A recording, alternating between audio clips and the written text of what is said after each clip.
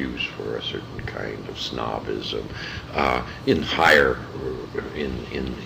higher people, it's a kind of despair based upon great longings for for old grand cultures. But in Celine, the experience that it is really all over, which is supposed to be of the essence of the nihilist experience, is there, and the students simply didn't go with it. Whereas in France, young people, I think, understand it immediately, recognize its greatness, and so on.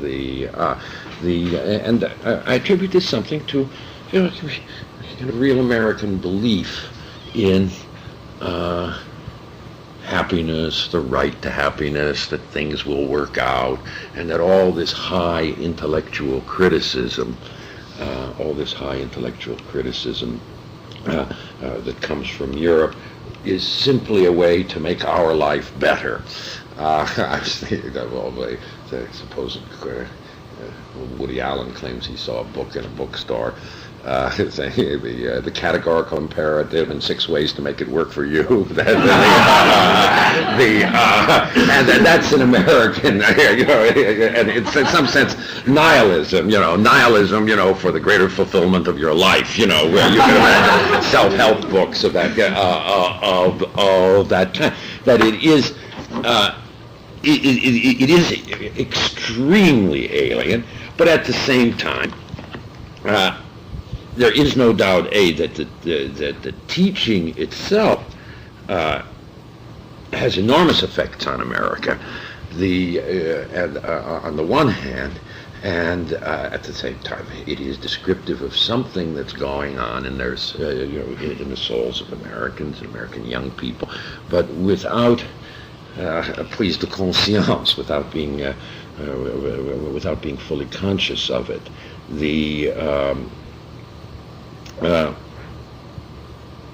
It is quite extraordinary that the language of Nietzsche, and it's always a question of wonder to me, has had this enormous success in America, much more so perhaps than any place in the world, or at least we were the first. Here you took America, which was simple, common sense, positivistic, and all of that world, beginning with values, lifestyle, charisma, which wasn't Nietzsche's term, but which Weber developed around certain Nietzschean ideas. You can't find a janitor in America who doesn't use the word charisma now. Now, that really is quite astounding. And when you think of all that word carries with it, it implies that leadership comes from something like divine grace, but which really isn't divine, and the undemocratic implications of that. You see that, of course, the whole terminology was developed to say that, of course, democratic, rationalistic legitimacy doesn't work. And therefore, the critical thing to concentrate on is something like charisma, which we, of course, immediately degrade into public relations. But in a way, we get the central idea. On the one hand, we, by turning it into mere public relations or an act or something like that, anybody who yells loud enough is said to be charismatic. In a way, we continue the democratic revolution, which Nietzsche was trying to, or the democratic progress, which Nietzsche was trying to stop. But at the same time, we undermine its vital, spiritual, intellectual core. Am I being clear in that? Because the meaning of democracy was that men rationally could subject themselves to laws that they make themselves, with rulers who are themselves reasonable, that a union of reason. And of course, this whole language denies that. And you see it in the word lifestyle, again, a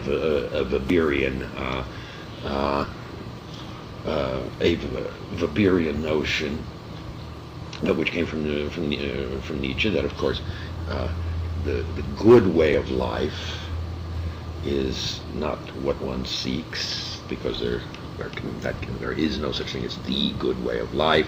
There is no intellectual intuition of the ends of man. There are artistic makings of life. Now, of course, anybody has a lifestyle, today, there's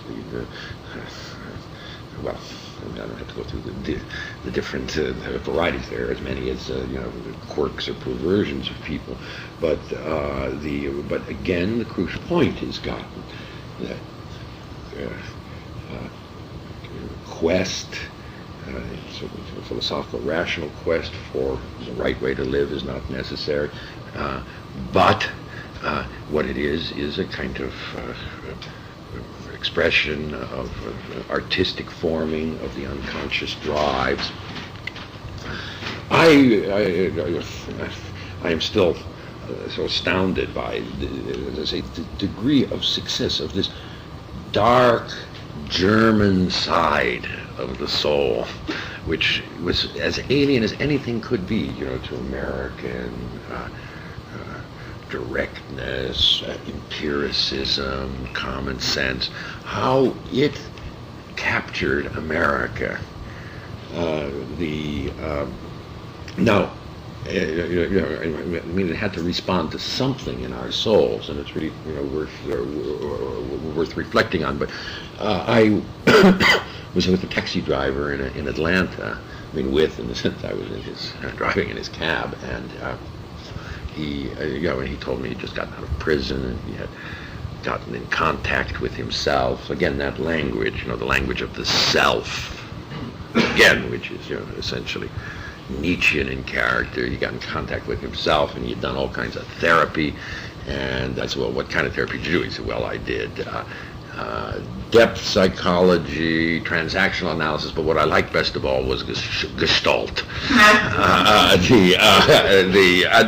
you think what that means, what was the high expressions of German philosophy, now, in the same way that one has a suppository, so in some sense you can say, well, it's part of our genius for incorporating everything and making it democratic, and that's kind of nice, personality, creativity, commitment, all these things which were meant to be aristocratic notions. Very few people could really be creative. Very few people could have personalities. People who could set their own values. Those were the activities of genius. In a way, that's what Nietzsche is trying to restore. And restore is over against, you can say, on the one hand, democratic mediocrity, but also against rationalism. And now those things become available to everybody. That's marvelously American. But at the same time, the degree to which it alienates from both common sense, the democratic, simple democratic character of our lives, which we're supposed to be, work and family, and taking care of the country and ourselves, but somehow the opening up of an enormous dark region of the soul, but opening it up, without any assurance that there is, a great continent there, or that great continent, will not do terrible damage.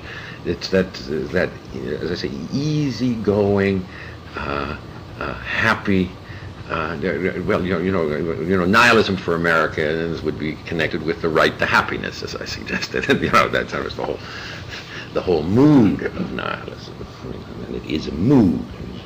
It's supposed to be a sort of temper of the soul. You say there can be no happiness.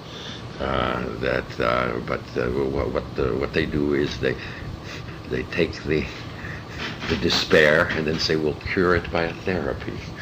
That mixture. It's very, very odd, and it's very central to America. Let me even say that in one sense, this is the world described by Nietzsche that was going to come, but it's also a world which has been transformed by Nietzsche. And that's the reason why Nietzsche is both important, interesting for us to watch in its effect on students, but also dangerous. I'm going to begin by reading